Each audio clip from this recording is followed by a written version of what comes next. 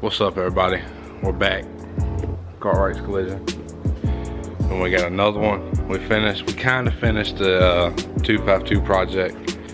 I'm gonna take y'all through everything. We don't have John here this time. He's moved to Montana. It's gonna be hard getting everything because he was always here recording everything. So we're gonna get started. I'm gonna start on the roof and work my way down. This one's actually a little worse than the 252 project because a tree fell on it and there's so many creases and dents in it. First thing is, when I started the 252 project, I went in not really knowing what I was doing. I'm not gonna say it's hard, but now that I have the knowledge that I do, it's gonna make everything a little more simple because I know what to do. Everything that I've learned from his and working here, I know a lot more than I did there, and what precautions I need to take to prevent rust and peeling in the future. What we got here is we got some rust right here. We got it here, we got it on the other side, and then we got some spots in the back here, and I'm hoping that, I know there's a little crack right there. I don't know if y'all can see that, but there's a crack right here. There's rust going all the way at the top,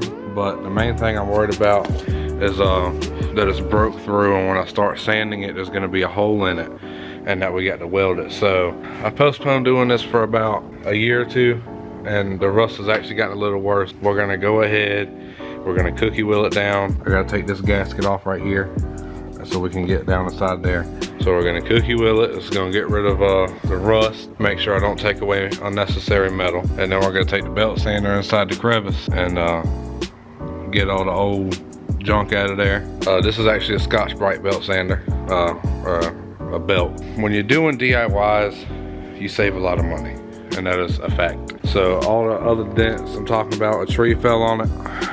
We had a tornado come through. This is back when I was living towards Hertford. A tree fell on it and got it here, all there, and it fell right here. You see that crease? So when we get that out, this will come out. I mean, obviously with some work and tapping. Never hit your vehicles.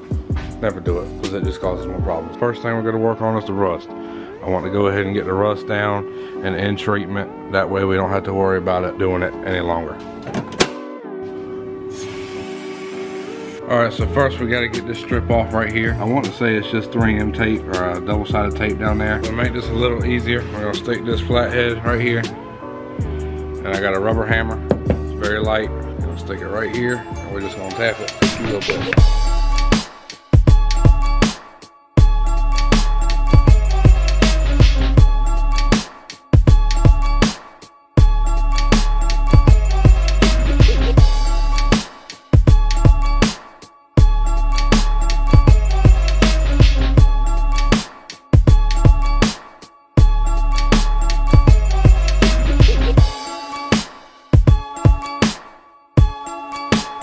See, this thing's getting bent all out of shape right now.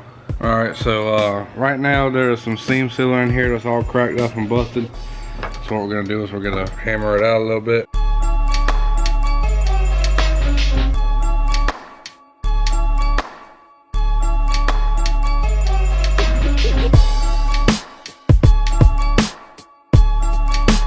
And see, what probably happened was that the seam sealer cracked and then water just sat in there.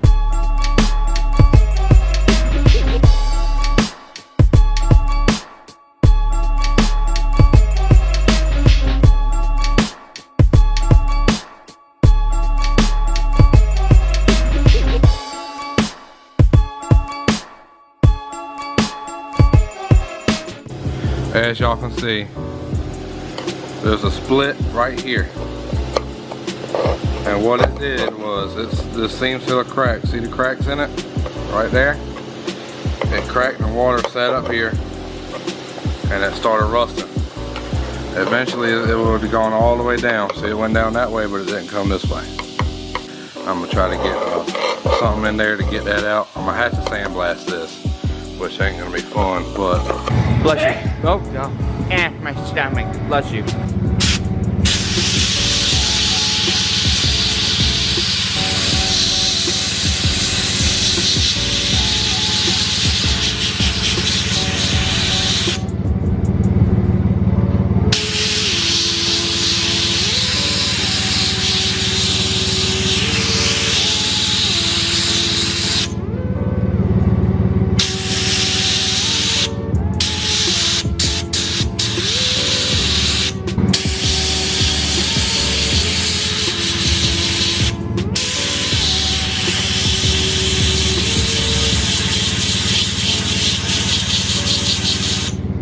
We've got it sandblasted. Come on, focus.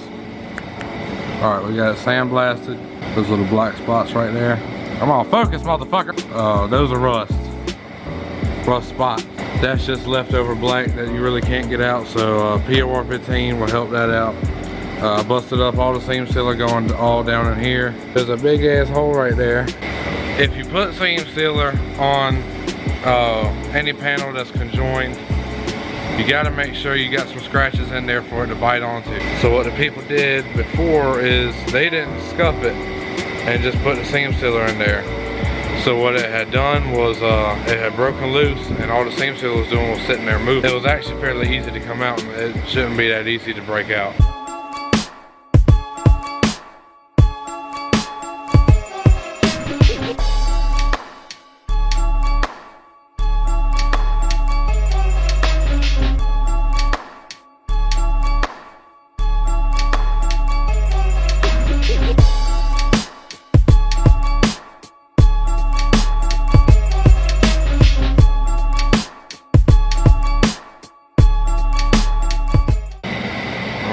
She looks pretty damn good now. So basically, POR 15 protects rust from coming back.